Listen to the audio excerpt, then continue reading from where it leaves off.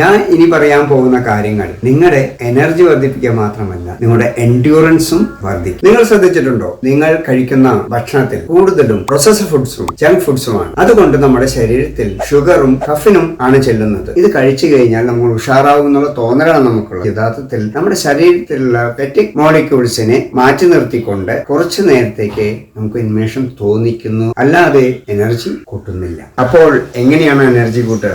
ആദ്യത്തെ method magnesium കൂടുതൽ ശരീരത്തിൽ എത്തിക്കുക എന്നുള്ളതാണ്. അതോടുകൂടി ATPയെ ഉൽപ്പാദിപ്പിക്കാൻ അതിന് കഴിയുന്നു. ATP ഒരു ബാറ്ററി പോലെയാണ്. മഗ്നീഷ്യം ധാരാളം ഉണ്ടെങ്കിൽ മാത്രമേ ആ ബാറ്ററി നല്ല രീതിയിൽ നമ്മുടെ ശരീരത്തിൽ പ്രവർത്തിക്കുകയുള്ളൂ. മഗ്നീഷ്യം ഡെഫിഷ്യൻസി ആണ് ക്ഷീണം ഉണ്ടാക്കുന്നത്. അതിന് വേണ്ടി നമ്മൾ കഴിക്കേണ്ട ഭക്ഷണങ്ങൾ ചീര, ഫിഷ്, ഗോതമ്പ്, ബനാന, തേങ്ങയുടെ കുരു. പിന്നെ നിങ്ങൾ കണ്ടിട്ടുണ്ടാവും ടെന്നീസ് പ്ലേയേഴ്സ് കളിയുടെ ഇടയിൽ ഇരുന്നിട്ട് ഡാർക്ക് ചോക്ലേറ്റ് കഴിക്കണ കണ്ടിട്ടുണ്ടാവും. അതും മഗ്നീഷ്യം നൽകുന്നതാണ്. അത് നമ്മുടെ ശരീരത്തിൽ ATP നല്ല രീതിയിൽ ഉൽപ്പാദിക്കപ്പെടുന്നു. അങ്ങനെയാണ് നമ്മുടെ ശരീരത്തിൽ എനർജി കൂടുന്നത്. അടുത്തായി നമ്മുടെ ശരീരത്തിൽ എനർജി വർദ്ധിപ്പിക്കാൻ വേണ്ട വസ്തു മൈറ്റോകോൺട്രിയയാണ്. ഈ മൈറ്റോകോൺട്രിയ നമ്മുടെ ശരീരത്തിന്റെ പവർ ഹൗസ് ആണ്. ഇതിന്റെ സഹായത്തോടു കൂടിയാണ് നമ്മൾ കഴിക്കുന്ന ഭക്ഷണത്തെ ATP ആയി മാറ്റി നമ്മുടെ ഓരോ മസിൽസിലേക്കും സ്റ്റോർ ചെയ്യപ്പെടുന്നത്. അത് കിട്ടണമെന്നുണ്ടെങ്കിൽ ഹൈ ഇന്റൻസീവ് എക്സസൈസുകൾ ചെയ്യണം. അടുത്തൊരു മാർഗം തണുത്ത വെള്ളത്തിൽ കുളിക്കുക എന്നുള്ളത്. തണുത്ത വെള്ളത്തിൽ കുളിച്ചാൽ നമ്മുടെ ശരീരത്തിന്റെ ഊഷ്മാവ് കുറയുന്നു. ഊഷ്മാവ് കുറയുമ്പോൾ ശരീരത്തിന്റെ ഊഷ്മാവ് നിലനിർത്തുവാൻ വേണ്ടി മൈറ്റോകോൺട്രിയ കൂടുതൽ ഉൽപ്പാദിപ്പിച്ച് അത് നിലനിർത്തും. ഈ മൈറ്റോകോൺട്രിയ കൂടുതൽ ഉൽപ്പാദിക്കാൻ വേണ്ടി നമ്മൾ കഴിക്കേണ്ട ഭക്ഷണങ്ങൾ ഫ്രൂട്ട്സ്, വെജിറ്റബിൾസ്, ഡാർക്ക് ചോക്ലേറ്റ്. പ്രധാനമായിട്ടും ഏറ്റവും കൂടുതൽ ഊർജം വേണ്ടത് ഹാർട്ട്, ലിവർ, ബ്രെയിൻ, മസിൽസ്.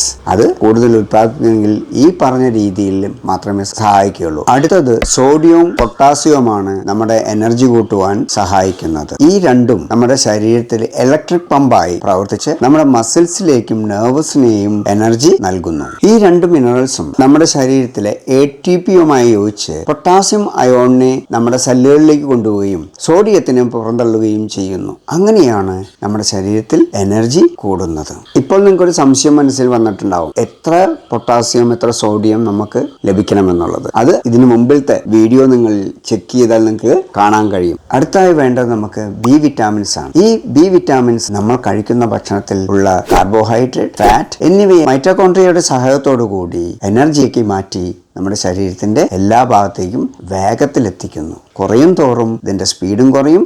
അതുകൊണ്ട് നമുക്ക് നല്ല ക്ഷീണം അനുഭവപ്പെടും. അത് കുറയ്ക്കുവാൻ വേണ്ടി നമ്മൾ കഴിക്കുന്ന ഭക്ഷണത്തിൽ മീറ്റ്, ഫിഷ്, എഗ്, ഫ്രൂട്ട്സ് ഇവയെല്ലാം കഴിക്കാൻ ശ്രദ്ധിക്കേണ്ടതാണ്. ഈ ഫാറ്റ് എന്ന് പറഞ്ഞ വസ്തു വളരെ പതുക്കെ എനർജി ഉൽപ്പാദിപ്പിക്കുന്നതിൽ ഉപയോഗിക്കപ്പെടുകയുള്ളൂ. അത് ഉപയോഗിക്കണമെങ്കിൽ നമ്മുടെ ശരീരത്തിൽ കാർണിറ്റിൻ എന്ന് പറഞ്ഞൊരു വസ്തു ഉണ്ടായിരുന്നു. ഈ ബോഡി ബിൽഡേഴ്സിനൊക്കെ അറിയാതെ എന്താണെന്നുള്ളത്. ഈ വസ്തു നമ്മുടെ ശരീരത്തിൽ വന്നാൽ മാത്രമേ ഫാറ്റ് ബേൺ ചെയ്യുകയുള്ളൂ. ഈ കാർണിറ്റിൻ നമ്മുടെ ശരീരത്തിലെ എനർജി കൂട്ടുന്നു, മസിൽ ഡാമേജസ് ഇല്ലാതാക്കുകയും എൻഡ്യൂറൻസ് കൂട്ടുകയും അതുകൊണ്ട് നമ്മുടെ ശരീരത്തിൽ ക്ഷീണം ഇല്ലാതിരിക്കുവാനും സഹായിക്കുന്നു. അതിനുവേണ്ടി ഈ കാർണിറ്റിൻ നമ്മൾ ശരീരത്തിൽ എത്തിക്കണം. എങ്ങനെയാണ്? Red meat. ഇതാണ് പ്രധാനമായിട്ട് കാർണിറ്റിൻ തരുന്നത്. അത് നമ്മൾ കഴിക്കാൻ ശ്രമിക്കണം. അപ്പോൾ ഈ പറഞ്ഞ കാര്യങ്ങൾ വഴി നിങ്ങൾക്ക് മനസ്സിലാക്കാൻ കഴിയും നിങ്ങളുടെ ക്ഷീണം കുറയ്ക്കാൻ സഹായിക്കുന്ന ഒരു വീഡിയോ ആണ് ഇത്. അതോടുകൂടി തന്നെ എൻ്റെ 3 വീഡിയോ ഓൾറെഡി ഉണ്ട്.